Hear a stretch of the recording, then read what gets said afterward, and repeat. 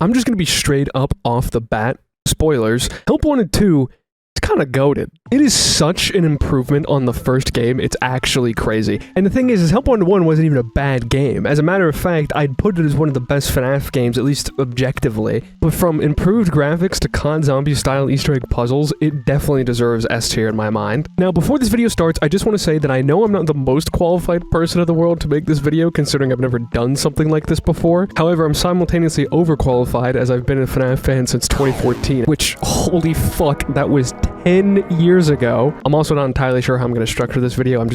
I have talking points, I'm just going to kind of say them, so I apologize if it's a little jumbly, but you know how it is. Also, Happy New Year. I know we didn't hit 600 subscribers by 2024. That's okay. Cassie probably starved from that, and that's on you. When it comes to Help Wanted 2's gameplay, it honestly blows the first Help Wanted out of the water completely. And honestly, this is no fault of Help Wanted 1, as that game served more as an adaptation of things that we had already played, like FNAF 1, 2, 3, etc. These adaptations of FNAF in VR were quite good, especially at the time. We had never really had anything like that before, but a large chunk of the game was still technically full of things that we had already experienced, just now in VR. But now with Help Wanted 2, Steelwool had a lot more freedom when it came to these minigames, putting a larger focus on Steelwool OCs, while also giving love to those who were missing from Help Wanted 1. It's honestly impressive how many original ideas were in here for minigames, considering Help Wanted 2 matches Help Wanted 1 in having exactly 40 minigames. And personally, I thoroughly enjoyed nearly every minigame, the only exceptions being minigames in which you have to, like, throw something, like Bonnie Bowl or some of those Phaser Blast minigames where you have to throw the balls at targets. Although this is less of a problem with the game and more VR itself, as I really struggle to hit a damn thing, bro. I know it's probably a massive skill issue, and I could accept that L. Even though VR is amazing, it still has a long way to go. Speaking of which, I should probably mention that this is pretty much my first experience with VR. I actually did one test video prior to Help Wanted 2's release where I played some of my favorite minigames from Help Wanted 1, and I gotta say, I still stand by my statement from the past that horror really is the best use of VR. It really varies from person to person, as some people get motion sickness and vertigo, and some people even just can't get immersed, but my brain fully accepts what I'm seeing around me, which really helps sell a lot of the threats of these minigames. I get nervous and start sweating and shaking, it's crazy. I'm not the type of person that's so immersed that I walk into a wall, though. My brain still understands I'm playing a game, though, but the ability to, like, fully look around at environments, interact with them, while a bunch of endoskeletons try to kill me fills me with insane amounts of anxiety, and I absolutely love it. And honestly, apart from phasmophobia or just presenting in front of my class back in school, this game made me more anxious at points than any game ever, and I really do mean that. It sounds like I'm gassing the fuck out of this game, but that's just really how well VR worked on me. I got so tense fending off those endos in the card memory game, and the Funtime Freddy Circuit Breaker minigame. I just found a lot of these minigames to be incredibly fun, especially since I got to beat Helpy with a hammer and shoot those goddamn plush babies. As cheesy as it sounds, I think Steelwool really knocked it out of the park when it comes to variety and replayability this time around. Strangely, the minigames I found the most fun were the ones you pretty much work a mundane normal job in a kitchen trying to keep up with orders or feed Chica's hungry ass. Granted, this might be because I grew up playing like cool math games during indoor recess. Shit like Papa's Pizzeria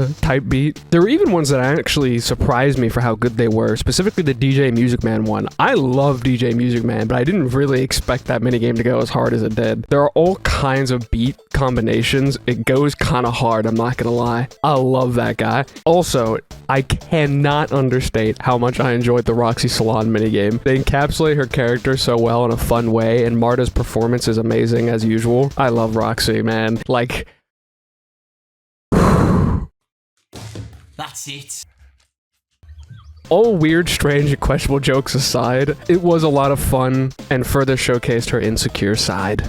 Very wholesome and sweet. Is it well, you know what I mean. Also, they actually provided a lore reason as to why her Endo's face completely changed and ruined. That kind of took me by surprise. They didn't have to do that, but that was an awesome detail. To finish this section off, I guess I'll just list off some of my favorite minigames. And to be honest, in no particular order, that would probably have to be the DJ Music Man levels, the food minigames, which was like Fizzy Faz and like El Chip stuff, and my all-time favorite, I gotta be on brand here. I don't know what else you would expect from me. It was Roxy Salon. That one one went incredibly hard. Again, all weird jokes aside, like, I actually do like how you can essentially, like, change her model by giving her different makeup and sunglasses and goofy stuff. It's genuinely cute and it's fun. But honestly, they were all fun in their own right, even if I think the game was pretty easy. Even though I died a ton, of course, I don't know if I'm the only person who felt that way. Maybe I'm just an absolute gamer now in my old age, but I really didn't find this game that difficult, even in the hard mode levels, quote unquote, which was kind of funny to me. Like, some of the hard mode ones were actually easier than the normal, and maybe it's because I just got used to them in the game, but I found that kind of strange. I'm not asking for it to be like super difficult or anything like that, but I do think that the game was pretty easy, but I had fun, so I'm not going to complain that much.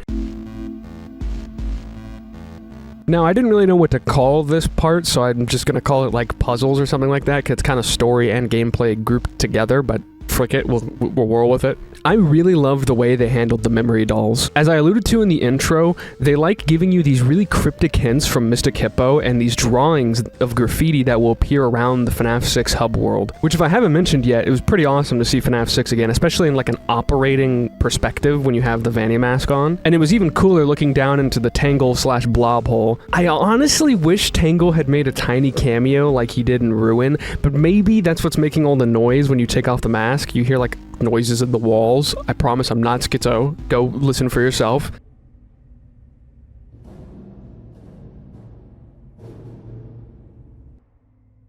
You don't know anything about that, do you? But these graffiti images would actually give you hints to what you had to do in order to acquire its respective memory plush. Some were definitely better than others, as the Ballora one is literally just an image of Ballora, hinting that you obviously need to go back to a Ballora level, but there's like 2 of them, so it's not really necessarily obvious. However, I did figure it out because most of the other puzzles were in the level you just completed that unlocked that mural to appear. But the other ones were really fun to solve, such as the Helpy one, which shows us 4 blue suns around a Helpy. Since I had just played the Foxy Ride level, I assumed immediately that it was alluring to the Helpy cutouts that you have to shoot in order to get an alternate path, just like in Help Wanted 1. And sure enough, in each of the alternate paths, there were suns that could be shot and would light up blue, and the 4th one being the cake at the end of the level. The Chica one was really fun, as it was as obvious as it is ambiguous. All you get as a hint is 4 Chicas being thrown into a trash can, and in my mind, all I could think of was throwing away Chica products in the cooking level. And sure enough, that was the solution. It really does feel rewarding when you figure these things out for yourself after trying out various initial theories on how to do it, which really reminds me of the good days of COD Zombies, back when Easter eggs were much more prevalent. Nowadays,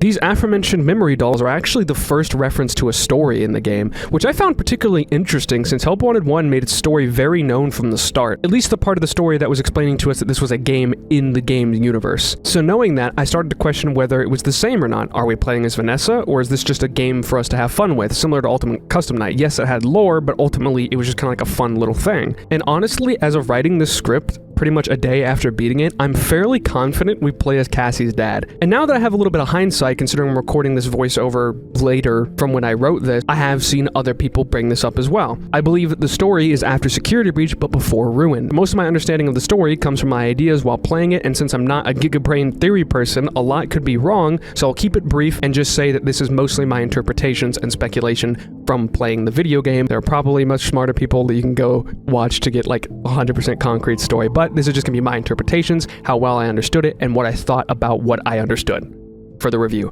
Yeah? Okay. I'm fairly confident we play as Cassie's dad for a plethora of reasons. One of the seemingly innocuous details the community latched onto from Ruin was the fact that Cassie's dad was a Fazbear technician at the Pizzaplex, and that he was a fan of Bonnie, but I'll get to that later. Another detail given to us by a lunchbox item description is that Cassie's dad was a collector of 80s memorabilia, probably Fazbear stuff specifically. And what is one of the main things we do in Help Wanted 2 as we beat more of the levels? Collect 80s style Fazbear Transformers that combine into their own little Devastator, bro. We also possess a Faz Wrench, although you can say any technician would have one, but my counterpoint to that would be, we only have connection to one Fazbear technician, so I think it's safe to assume that we are that very technician that was introduced in the previous story and not just another random technician. It wouldn't make sense to tease a Faz technician and then give us a Faz technician and for it not to be the Faz technician that was teased. Now, one huge little secret detail: upon lighting the fires in Princess Quest 4 in a specific way, you can unlock a secret chest. And what's in that secret chest? A Bonnie mask. And our character's response to said mask is,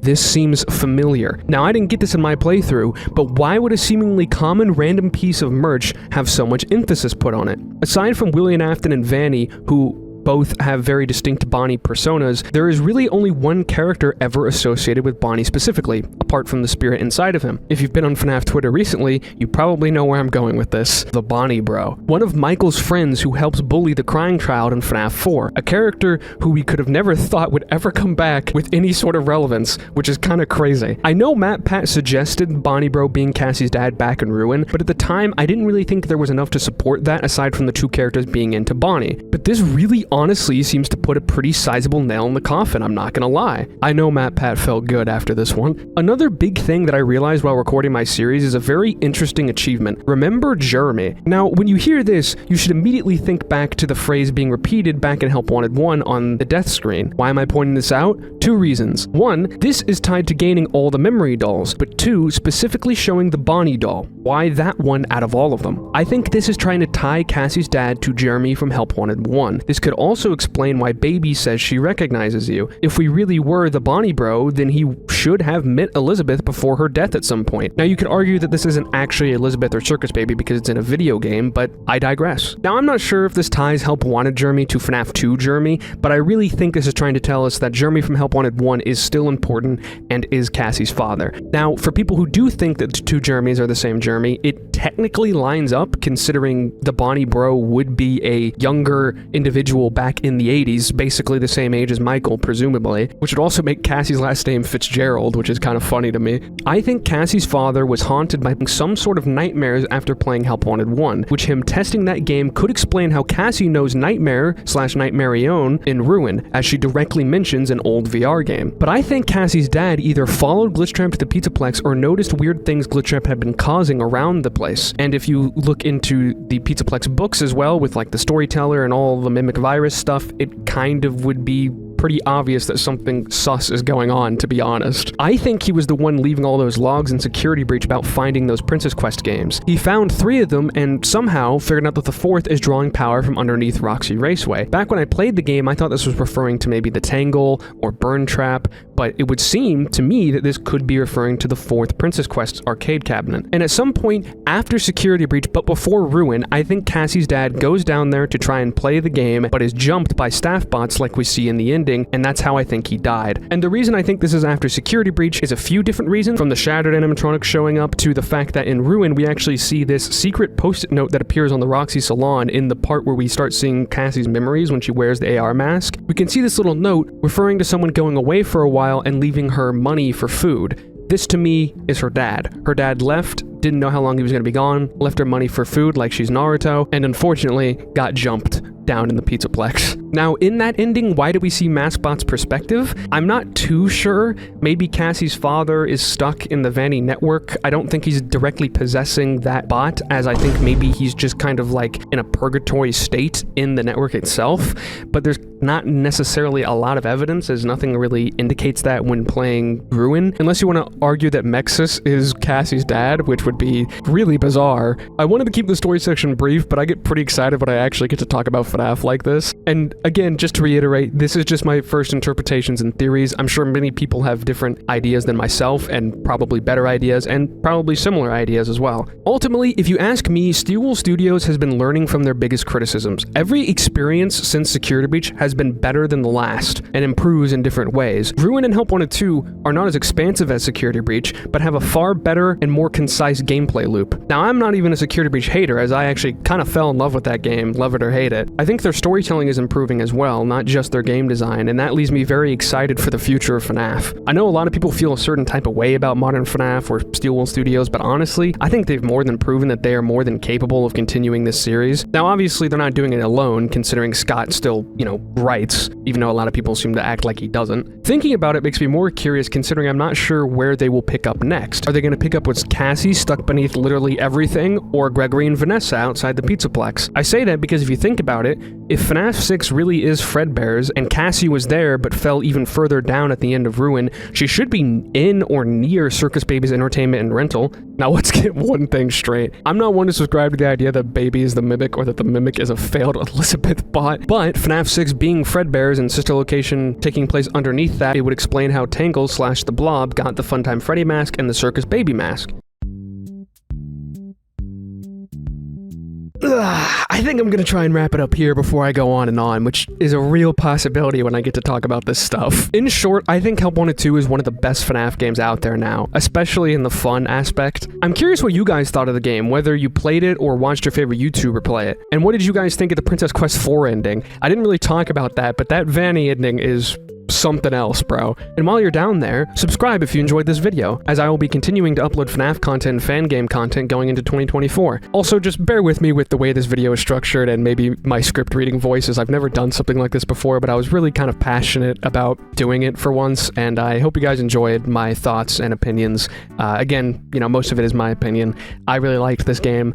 I am very interested in the story, even though it was super vague, but that's, you know, that's FNAF for you. Also, just because I didn't do a best of 2023 this year because I stopped doing funny moment content, I don't really know how I would do a best of with Let's Plays, but I just want to say thank you for a pretty baller second half of 2023 for anyone who's still sticking around and listening to this. The next video is Garden of Banban 6 though, sadly, so I'll probably lose all those subscribers.